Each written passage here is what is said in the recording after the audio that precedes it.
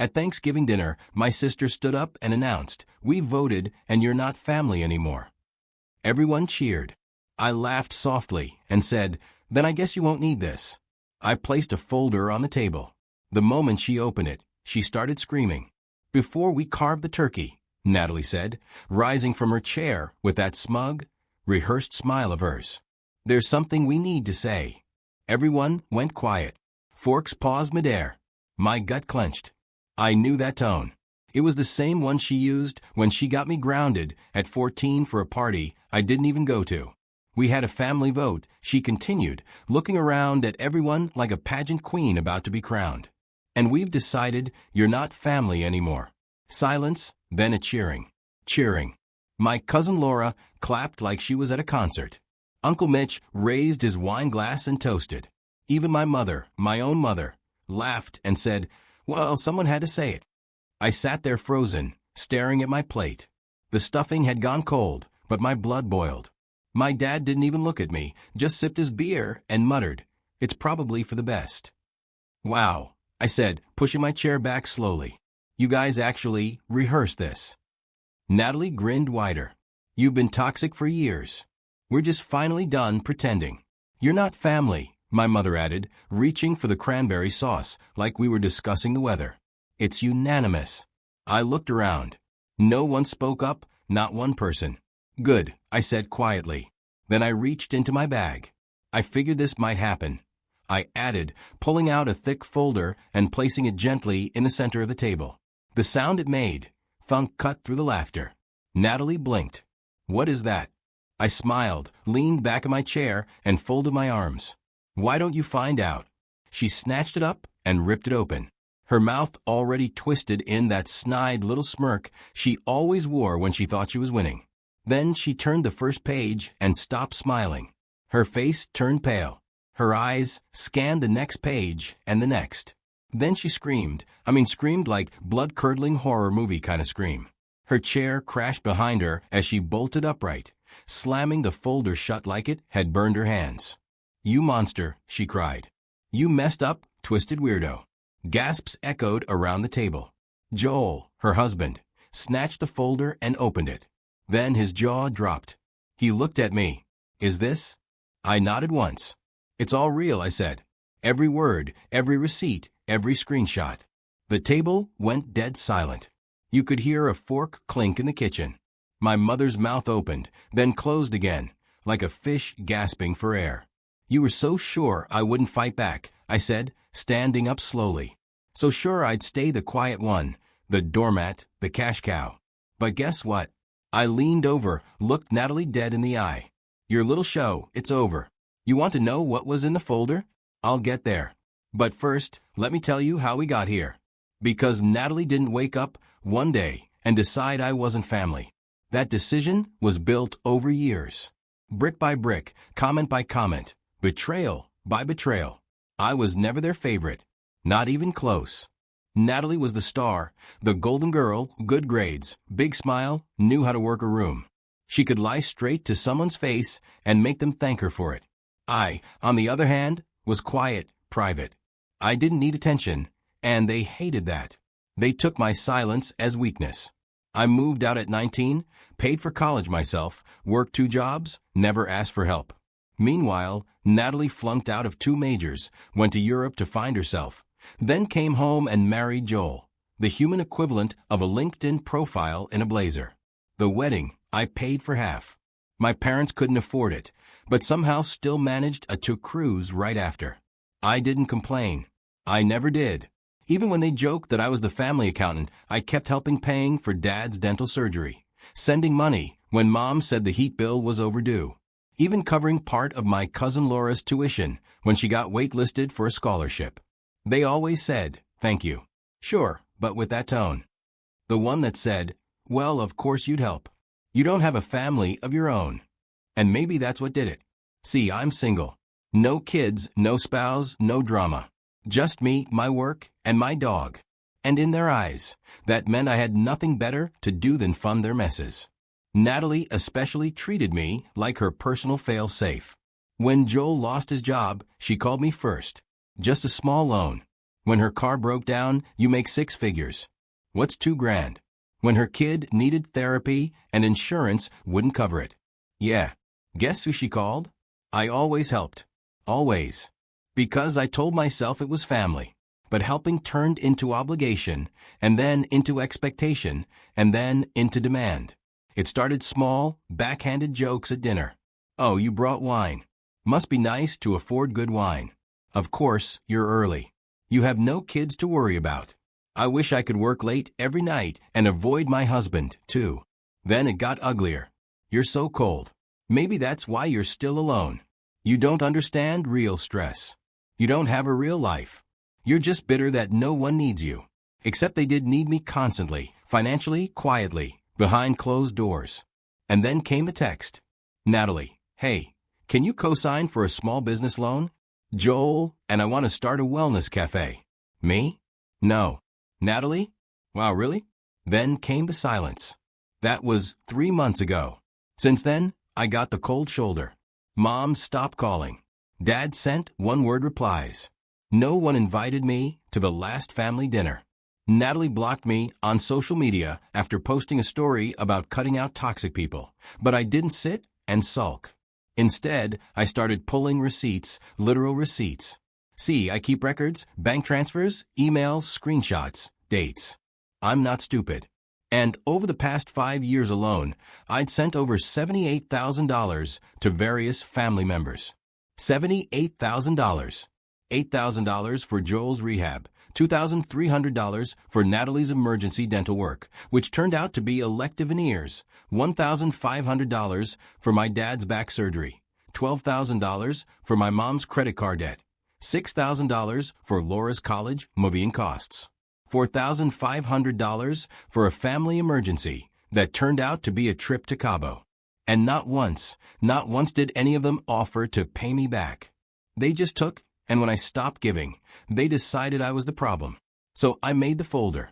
Inside every transfer confirmation, every email and text request for money, screenshots of Natalie calling me manipulative to her friend because I said no to the loan, a timeline of every major payment I made in the last 5 years, and as a cherry on top, copies of Facebook and Instagram posts where they mocked me. I have screenshots of Natalie calling me a cash cow with no spine in a private comment thread she didn't know I had access to. So yeah, that's what she saw when she opened the folder. That's what made her scream, because Natalie wasn't just exposed. She was dismantled fact by fact, line by line, page by page. All while the rest of the family realized what they had done. My mom looked ready to faint. Joel.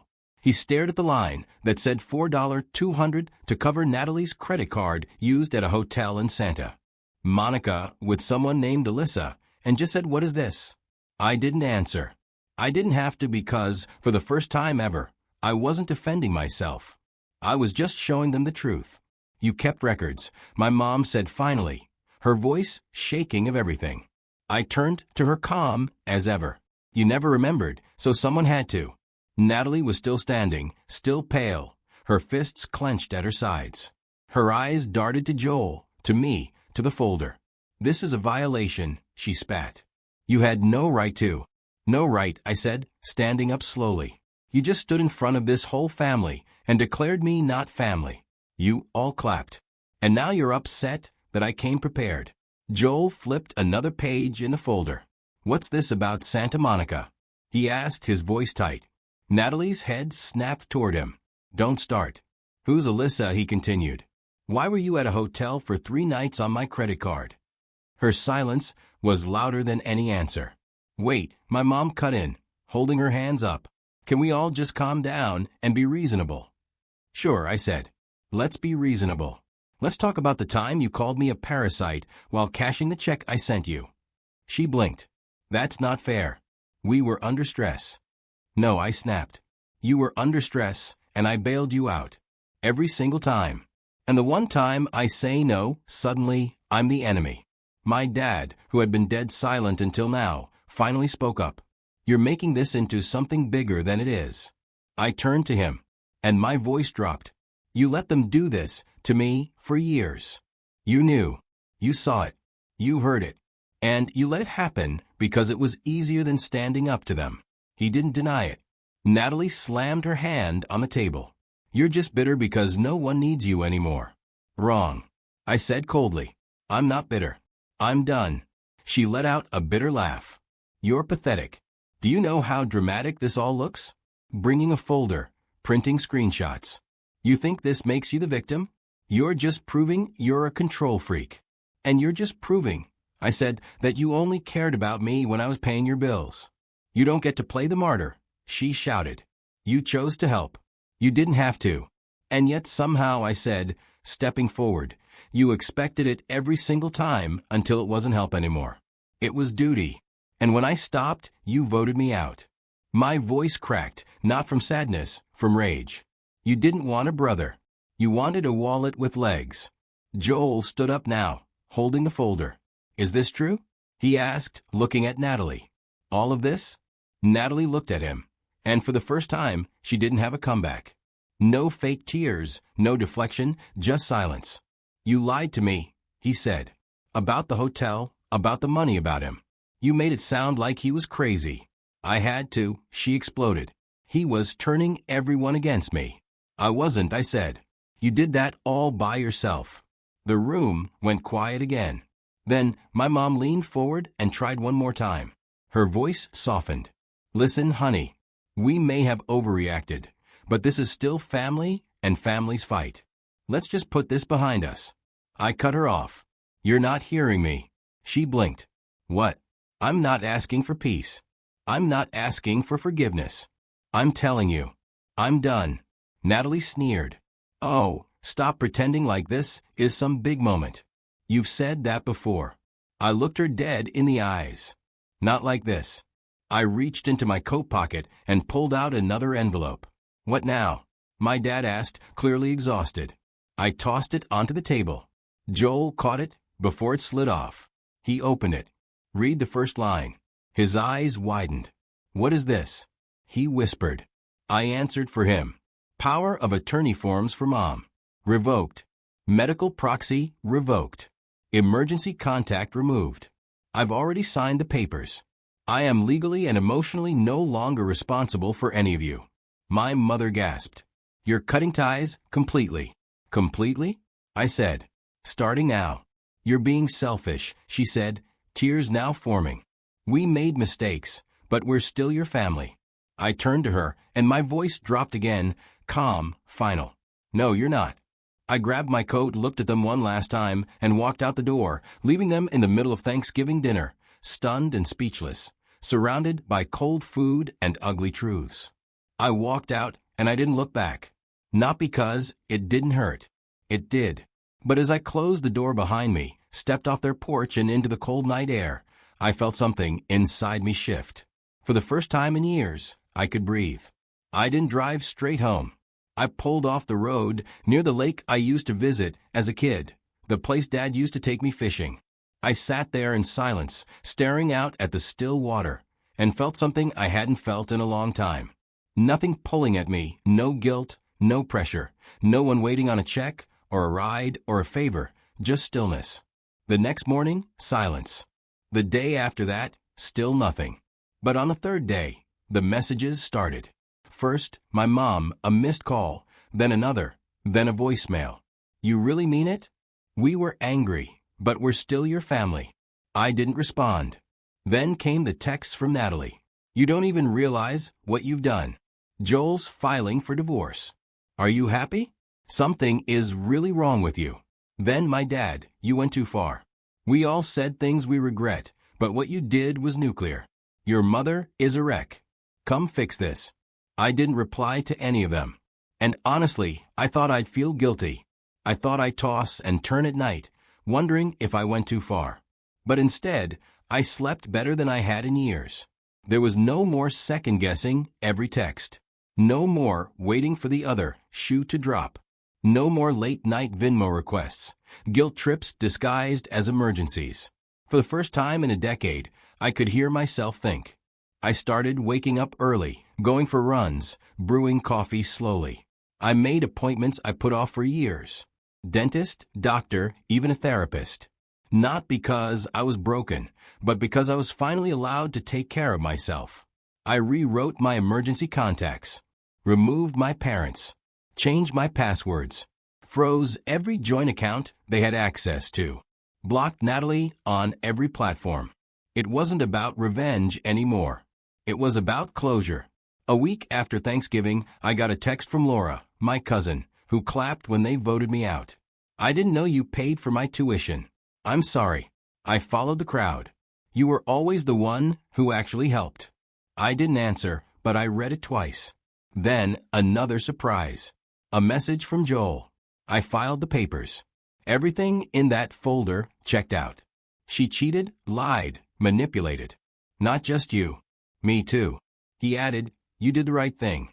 I should have left sooner." I wasn't expecting that, but it landed. A few days later, I did something I hadn't done in years. I applied for a job in another city. Not because I was running, but because I was finally free. No more. "You should stay close to home." No more. "Who will take care of them if you leave?" I started reconnecting with friends I hadn't seen in years. People I'd pulled away from because I was always too busy with family stuff. And, the wildest part, some of them had seen my post on Reddit. They reached out just to say, "We're proud of you." That was brave. No one asked for money. No one guilt me. No one tried to spin it. Just support. Simple, honest, clean. Someone asked me, "Don't you regret it?" I thought for a second, then said, "I only regret not doing it sooner." I thought that was the end. And, in a way, it was. But with people like them, nothing ever ends cleanly, especially when they start to feel the consequences of your absence. The first few weeks after Thanksgiving were quiet, beautifully, eerily quiet. No calls, no guilt, just peace until Christmas. On December 22nd, I got a text from my mother, just a picture. It was their living room decked out with stockings, a half-decorated tree, in front and center, a massive empty space where they usually stack the presents. "It doesn't feel the same without you," the caption said. "Ellie keeps asking why Uncle isn't coming this year." I stared at it for a long time. No apology, no ownership, just the same manipulative undertone. "Look what you've done. Look who you're hurting." I didn't reply. December 23rd, Natalie tried calling. I let it ring out. Then she sent a message. "I know I messed up, but you don't have to punish everyone. Just come by for Ellie. She misses you." 2 minutes later. "Also, Mom and Dad are behind on their mortgage. I know you don't care anymore, but the bank called today. I thought you'd want to know." There it was. The ask. Always hidden in a blanket of guilt. Always covered in fake softness. But it always ended the same way, with a request. I blocked the number. December 24th. Another text, this time from Dad. "You made your point. We get it. But enough is enough. We need help. We're still your blood." That night, I sat alone by the fireplace with a glass of wine. I looked around my small apartment. No tree, no noise, just me and the silence they always said would destroy me. And for the first time in my life, I was thankful for that silence. But it didn't end there. January, I got a call from a number I didn't recognize. I picked up out of habit. "Is this Daniel?" A man's voice asked. "Yes." "Who's calling?" "My name is Mark," he said. "I'm calling on behalf of your father. He mentioned you're the primary executive of the family trust." I froze. I revoked that role 2 months ago. I said it was finalized by the family attorney. My name is off everything. The man paused. "I see.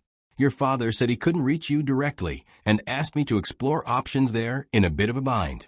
Of course, they were. Natalie and my parents had run out of options. The ATM was closed. The safety net was gone.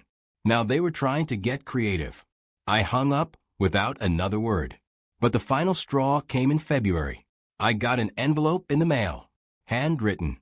No return address. But I recognized my mother's handwriting instantly. Inside was a letter, 3 pages. The first page was all about regret. "We said things in anger. You've always been the strong one. We never realized how much we leaned on you." The second page turned to guilt. "Your father's health isn't good. Natalie's completely alone now. We're worried about Ellie. She's struggling." And the third page, that was the hook. "We're selling the house, but we're underwater on the mortgage. We just need a little help to get through this. Then we'll never ask again. Please, Daniel, do it for your father. Do it for the family." I sat with the letter for a while. Let myself feel every ounce of what they wanted me to feel. The weight of responsibility, the sting of obligation, the aching need to fix what was broken. Then I folded the letter, got up, walked to the kitchen, and tossed it in the trash. The truth is, they weren't asking for help. They were asking for access again. They didn't want me back in the family. They wanted the version of me who didn't say no. The one who paid silently, sacrificed silently, suffered silently. But that version of me, he's gone. I'm not their scapegoat anymore. I'm not their golden goose. I'm not the duct tape holding a broken house together. I am done. And the most terrifying part for them, I'm doing just fine without them. I got a new job, moved to a new city, bigger place, clean slate. I started volunteering on weekends, not because anyone needed me, but because I wanted to. I built a life where no one calls me at 11 p.m. to cover a mistake they refuse to own. Where I'm not punished for being independent. Where kindness isn't used as leverage. I don't regret helping them, but I do regret how long it took me to stop. You want to know what real peace feels like? It's not being surrounded by family. It's being free from people who only call you family when they need something. Update, months later. I didn't think this post would get attention. Honestly, I just needed to say it to put it somewhere, but I read every comment. The people who said you were brave, they don't deserve you. Thank you. I didn't know how much I needed to hear that until I did. And of the few who asked, but what if they change yet? I've asked myself that, too. It's been a few months now. They didn't change. After I cut them off, after the folder, after the screaming and the silence and the letters, I thought maybe, just maybe, someone would get it. That they'd reflect. That they'd say, we're sorry. They didn't. They got quiet for a while. Then they got strategic. Then they got desperate. Then they got ugly again. But me, I got free. Since then, I moved to a new place. Got a job that doesn't keep me up at night. Started therapy. Real therapy. The kind where you stop trying to fix everyone else. And finally learn how to sit with yourself. I cook for myself now. I sleep better. I go outside more. I don't flinch when the phone buzzes. And yeah, sometimes I think about Ellie, about what she's being taught, about what she'll grow up believing is normal. But I also know this. I was the example of someone who finally said enough. A few days ago, I got another letter, handwritten from my mom. It was 3 words. We're still family. No context, no apology, no change, just the same old hook. And for the first time, I didn't feel anything. No anger, no sadness, just nothing. I threw it away and made dinner. So now I'm back here because this place gave me a kind of clarity I didn't expect. Strangers saw me clearer than my own blood ever did. So here's what I want to ask. Did I do the right thing? Cutting them off, dropping the weight, saying no, and meaning it. Was I too cold? Or was I finally just done being the only one holding it all together? I don't know. But I do know this. For the first time in my life, I'm not surviving. I'm living. Thanks for reading. Still listening.